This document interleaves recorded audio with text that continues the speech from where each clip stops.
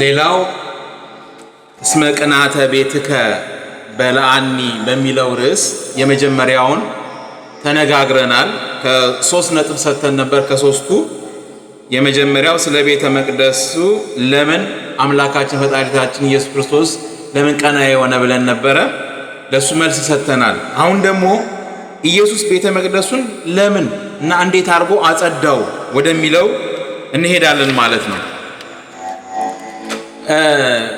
ፈጣሪያችን አምላካችን መድኃኒታችን ኢየሱስ ክርስቶስ ወደዚህ ምድር ከመምጣቱ ቀደም ብሎ አስቀድሞ በነቢያቱ አድሮ ይህ እንደሚሆን ተናግሯል። ልክ ቅድም የቤት ቅናት በላኝ ብሎ ዳዊት እንደጻፈልን እንደገና ደግሞ ፈጣሪያችን በሌሎች ነቢያቶችም አድሮ ደግሞ ተናግሯልና ያ ትንቢቱ ይፈጸም ዘንድ ነው እና ቤቱን ያጸዳው በነቢያቱ አድሮ የተናገረው ይፈጸም ዘንድ ነው። ቤቱን ያጸዳው ቤቱ ምኩራብን ስናስብ ዋሻ ዕቃ የሚሸጥበት ገበያ የሚገበያዩበት ያ የተባረከው ያ የእግዚአብሔር ክብሩ የተገለጠበት ቤተ መቅደስ እንደማይሆን ሆኗል። እንደማይሆን ቤተ መቅደስነቱን ክብሩን አጥቶ መሸጫ መለወጫ ዋሻ ሆኗል። ከዛ በኋላ ጅራፍ አበጅቶ ፈጣሪያችን መድኃኒታችን ኢየሱስ ክርስቶስ ያጸዳው ዘንድ ነው። ለምን ሆነ ስንል ሌላው ትንቢተ ኤርምያስ ላይ ምዕራፍ 32 ቁጥር 34 ትንቢተ ኤርምያስ ምዕራፍ 32 ቁጥር 34 አሁንም ትንቢተ ኤርምያስ ምዕራፍ 7 ቁጥር 11 ቁጥሩን ያዙና አንብባችሁ ማገናዘብ ነው ማለት ነው። የግድ ሄዶ መረዳት ያስፈልጋል። ምክንያቱም የምንሰጣችሁ ቃል እግዚአብሔር ኢንፎርሜሽኑ የተገኘበት ኬት እንደሆነ ለማወቅ ያስፈልገናልና እና ለመመርመርም ለጥበብም ለማንበብም ይገልጽልናል ፈጣሪ መድኃኒታችን ኢየሱስ ክርስቶስ። ስለዚህ ምን አለ? ተግሳጽን ይቀበሉ ዘንድ አልሰሙም፣ ያረክሱት ዘንድ ስሜ በተጠራበት ቤት ውስጥ ርኩሰታቸውን አኖሩ፣ የሌቦች ዋሻ አደረጉት ይላል እግዚአብሔር። ይሄ በትንቢተ ኤርምያስ ምዕራፍ 32 ቁጥር 34 ላይ አምላካችን መድኃኒታችን ኢየሱስ ክርስቶስ ዛሬ በአዲስ ኪዳን መጥቶ ምኩራብን በጅራፍ አድርጎ ከማጽዳቱ በጣም ብዙ 100 ዓመት ቀደም ብሎ በነቢዩ ኤርምያስ ላይ አድሮ የተናገረው ነው። ተግሳጽን ይቀበሉ ዘንድ አልሰሙም፣ ያረክሱት ዘንድ ስሜ በተጠራበት ቤት ውስጥ ርኩሰታቸውን አኖሩ፣ የሌቦች ዋሻም አደረጉት ይላል እግዚአብሔር ተብሎ በትንቢተ ኤርምያስ 32-34 እንደገና ትንቢተ ኤርምያስ 7:11 ላይም ስታገኙ ይህንን ምስጢር ታገኛላችሁ ማለት ነው። እና ያ ቃል እግዚአብሔር የሚነገርበት የእግዚአብሔር ክብሩ የሚገለጥበት የእግዚአብሔር ክብር ከመገለጡ የተነሳ ለሰለሞን ሲቀድስለት ሲባርክለት ሌዋውያኑ ካህናቱ እንኳን ይንቀጠቀጡ ነበርና እዛ ቤተ መቅደሱ ውስጥ ቀደም ብሎማ ጣዖት ሁሉ ሲመለክበት ነበረ ማለት ነው። እና መሸጫ መለወጫ ብቻ አይደለም፣ የእግዚአብሔር ጠላት የሆነውን ጠላት ዲያብሎስ በሆነ የማይሰማ ጆሮ እያለው የማያደምጥ የሆነ ጣዖት በቃ አስቀምጠው እሱን ያመልኩበት ነበረ። ዳዊት የረገመው ማለት ነው። አይን ቦሙ እይሬዩ አይን እያላቸው የማያዩ፣ እዝን ቦሙ ይሰሙ ጆሮ እያላቸው የማይሰሙ፣ አንፍ ቦሙ እያጼኒው አፍንጫ እያላቸው የማያሸቱ፣ እግር ቦሙ የማይረዱ፣ እድ ቦሙ እጅና እያላቸው የማይደርሱ፣ በጉሮሯቸው ደግሞ ምንም አይነት እስትንፋስ የሌለውን አንተን አምላኬ ብለው ያመልኩታል። እሱን የሚያምኑትን አለ ዳዊት እንደሱ ያድርጋቸው አለ። ከአፍንጫ አይን ጆሮ አለው የሆነ አንድ ጣዖት ቆሟል። ከዛ እሱን አምላኬ ብለው ሁሉ ያመልኩበት ነበረ ማለት ነው። መሸጥ መለወጥ ብቻ አይደለም። እና ይህንን ነው ያጸዳው ፈጣሪያችን አምላካችን መድኃኒታችን ኢየሱስ ክርስቶስ ያንን ምኩራብ ገብቶ ይህንን ነው ያጸዳው። ስለዚህ ምኩራብን የምናስብበት አንዱ እንደዛ ስለሆነ ማለት ነው። ፈጣሪ አምላካችን መድኃኒታችን ኢየሱስ ክርስቶስ ራሱ ቀደም ብሎ በኢሳይያስ ላይ አድሮ የተናገረውን እንደገና ለነሱ ደግሞላቸዋል። ቤቴሰ ቤተ ጸሎት ይሰመይ ወአንትሙሰ ትፌሲዩ በአተ ሰረቀት ይላል። ቤቴ የጸሎት ቤት ነው ተብሎ ተጽፏል፣ እናንተ ግን የወንበዴዎች ዋሻ አደረጋችሁት ብሎ የማቴዎስ ወንጌል ላይ ምዕራፍ 21 ቁጥር 13 ላይ ተጽፏል። የማቴዎስ ወንጌል ምዕራፍ 21 ቁጥር 13 ላይ ነገር ግን ቤቴን የጸሎት ቤት ነው ተብሎ ተጽፏል፣ እናንተ ግን የወንበዴዎችና ዋሻ አደረጋችሁት የተባለውም ደግሞ በኤርሚያስ ላይ ተጽፏል። ይሄኛው በኢሳይያስ የተጻፈ ነው። ትንቢተ ኢሳይያስ ምዕራፍ 56 ቁጥር 6 እስከ 8 ላይ ስታነቡ ታገኙታላችሁ። ቅድም ዋሻ ቀማኛ የሚለውን ትንቢተ ኤርሚያስ 32-34 ላይ እንደገና ደግሞ ሌላው ታላቁ ነብይ ደግሞ ትንቢተ ኢሳይያስ ላይ ምዕራፍ 56 ቁጥር 6 እስከ 8 ላይ ተጽፏል ማለት ነው። እና ራሱ ፈጣሪያችን መድኃኒታችን ኢየሱስ ክርስቶስ በስጋ ማርያም ተገልጦ ለኢሳይያስ ያጻፈውን ራሱ ደግሞ እንደገና እንዲህ ተብሎ የተጻፈውን አላነበባችሁም ወይ? ያኔም እሱ ነው ነብዩ ላይ አድሮ ያጻፈው። ዛሬ ደግሞ መጣና የነቢያቱ ትንቢታቸው ይፈጸምላቸው ዘንድ ማለት ነው ያጻፋቸው፣ የነገራቸው፣ የመራቸው ራሱ እግዚአብሔር ስለሆነ ለምንድነው ቤቱን ያጸዳው? በነቢያቱ አድሮ የተናገረው ይፈጸም ዘንድ ነው ማለት ነው። ሌላ ለምን ቤቱን አጸዳው ብለን ስንመለከት በብሉይ ጊዜ ቤተ መቅደስ አንድ ሰው ጥፋት ሲያጠፋ ስለ ጥፋቱ እግዚአብሔርን የሚለማመነው በቤተ መቅደስ ጊደር፣ በግ፣ በሬ እዛ እየተሰዋ ነበርና እሱ ቀርቶ የእንስሳት ደም ቤተ መቅደስ ውስጥ ቀርቶ ጽድት አድርጎት የራሱ የአምላካችን የመድኃኒታችን የኢየሱስ ክርስቶስ ስጋውን የምንቆርስበት ደሙን የምንወስድበት የመለኮት ተካፋዮች የምንሆንበት ደሙን ጠጥተን ደግሞ መድኃኒት የምናገኝበት ይሆን ዘንድ አመለከተ ማለት ነው። ምን ተብሎ ተጽፏል? የእንስሳት መስዋዕት በብሉይ አብቅቶ መስዋዕተ ወልደ እግዚአብሔር የሚፈጸምበት ጊዜ መድረሱን ለማጠየቅ ነው። ምክንያቱም በዘመነ ብሉይ እንደዚህ ተብሎ ተጽፏል።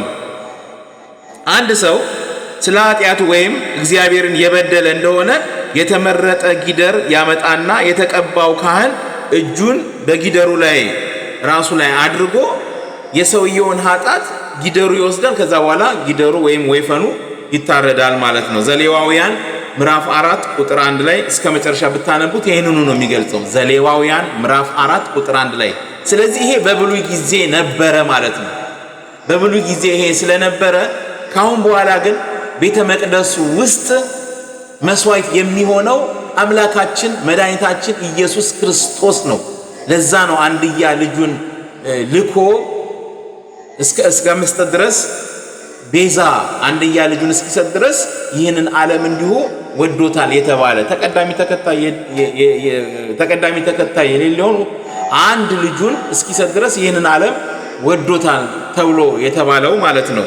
ስለዚህ ፈጣሪያችን መድኃኒታችን ኢየሱስ ክርስቶስ የሱን ስጋ በልተን በደሙ ታጥቦ መስዋዕት የሚሆኑ የጊደርና የተለያዩ እንስሶች ደም ይቀር ዘንድ ነው ማለት ነው። ለምንድን ነው ቤቱን ያጸዳው? ከዛ ቀድሞ ሌባ ዋሻ ይሸጡበት ነበር። ጣዖት ጠላት ዲያብሎስ ይመለክበት ነበረ፣ ጣዖት ይመለክበት ነበረ።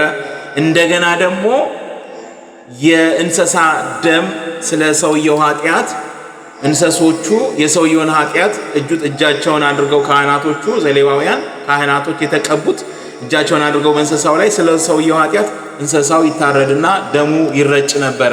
ያ ሁሉ ነገር ከጫፍ እስከ ጫፍ ጥርግርግ ብሎ እንዲጸዳ ነው ማለት ነው። ስለዚህ ለምንድን ነው ቤቱን ያጸዳው ስንል ከዛ አኳያ ነው። ሌላው ቅዳሴ ማርያም ላይ በደንብ አድርጋችሁ ስታዳምጡ እንደዚህ የሚል ነገር ተጽፏል ማለት ነው። በበግና በላም እንደነበረው እንደቀደሙ አባቶች መስዋዕት አይደለም። ይኸው ሲያረጋግጥልን ደግሞ አባ ሕርያቆስ ነገር ግን እሳት ነው። በበግና በጊደር በላም እንደነበረው እንደቀደመው አባቶች መስዋዕት አይደለም። ነገር ግን አለና እሳት ነው እንጂ ፈቃዱን ለሚፈጽም ልቦናውን ላቀኑ ሃይማኖታቸውን ለጠበቁ የሚያድን እሳት ነው። የመለኮት ተካፋይ ሆነን ስጋውን ከስጋችን ደሙን ደግሞ ከደማችን አድርገን እሱን መስለን ከእሱ ጋር ያቺ የላይኛዋን ቤት በቀኝ የተሰቀለው ጥጦስ አሻግሮ የተመለከታት መንግስተ ሰማያት አቤቱ በመንግስት በመጣ ጊዜ አስበኝ ብሏልና ገነትን አይደለም የጠየቀው ወደፊት በመንግስት በመጣ ጊዜ ብሎ አሻግሮ የተመለከታት ያችን መንግስተ ሰማያት አንድ ላይ ሆነን ስጋውን በልተን ደሙን ጠጥተን የምንወርሳትን የምናገኛትን ፈጣሪ ያዘጋጀልንን ህይወት እንድናገኛት ማለት ነው። ስለዚህ ቅዳሴ ማርያም እንደዚህ ተብሎ እሳት ነው፣ እሳታዊ ነው እና የእንስሳ እንደ ቀድሞ በበግና በጊደር ደም መስዋዕት አይደለም፣ ይሄኛው እሳት ነው። ስለዚህ መለኮት ተካፋይ ሆነን እግዚአብሔርን ይዘን የመለኮት ተካፋዮች ስንሆን ትልቁ ጥቅሙ ምንድነው? እኛን ሊያጠቃ የሚመጣ ጠላት ቢኖር እየነጠረ ነው እንጂ የሚመለሰው ወደኛ አይገባም። ምክንያቱም እኛ የመለኮት ተካፋዮች ስለሆንን ማለት ነው። ስለዚህ አባ ሕርያቆስ የጻፈልን እሳት ነው፣ ልቦናቸውን ላቀኑ ፈቃዱን ለፈጸሙ ሃይማኖታቸውን ለጠበቁ የሚያድን እሳት ነው። ስጋዬን የበላ ደሜን የጠጣ የዘላለም ሕይወት አለው አለና እንደው ስጋዬን ያልበላ እኔ በሱ አልኖርም እሱም ደግሞ በእኔ አይኖርም። ይሄኛው በጣም ያስፈራል። እሱም በእኔ አይኖርም እኔም በሱ አልኖርም። ለምን? ስጋውን ስላልበላ ደሙን ስላልጠጣ ማለት ነው። በቃ ከዛ በኋላ በደስታ መኖር ነው ማለት ነው።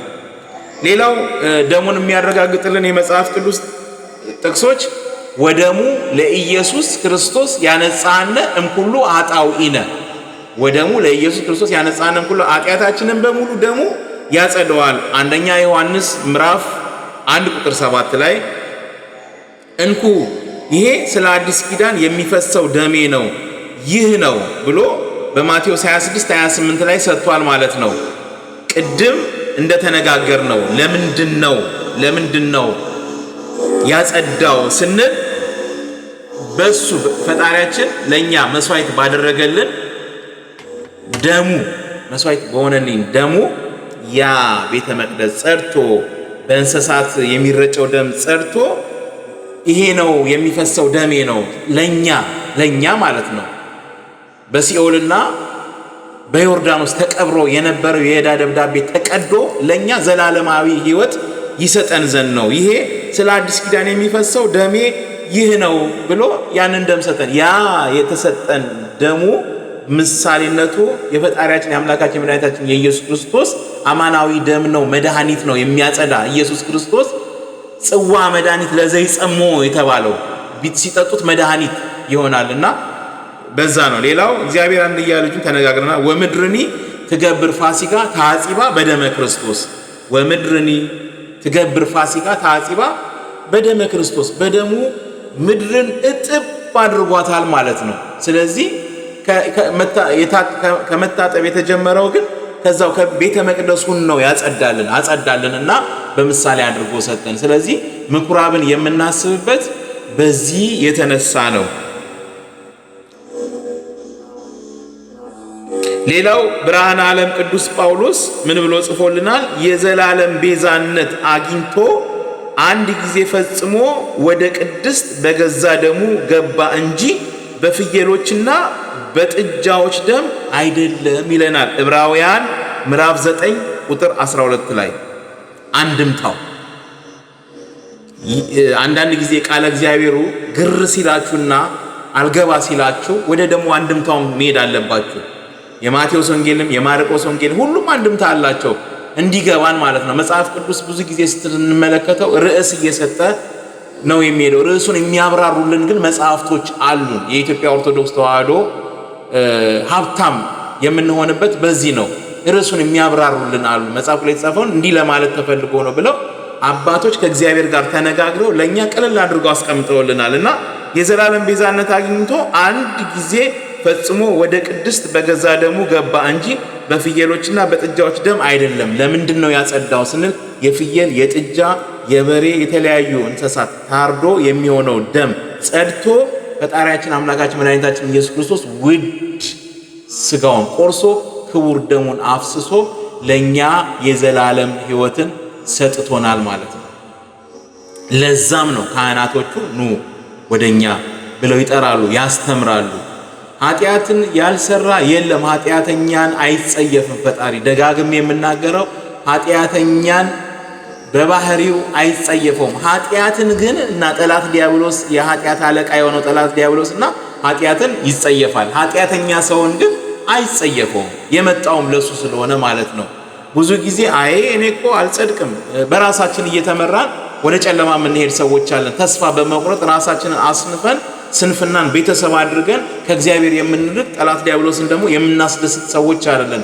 እንደሱ አይደለም። የፈጣሪ ጥያቄው እሱ አይደለም። ኑ ሀቤ ኑ ወደ እኔ ነው። ዳዊት ምን አለ? እመሰ ኃጢአተኑ ትተዓቀብ እግዚኦ እግዚኦ መኑ ይቀውም።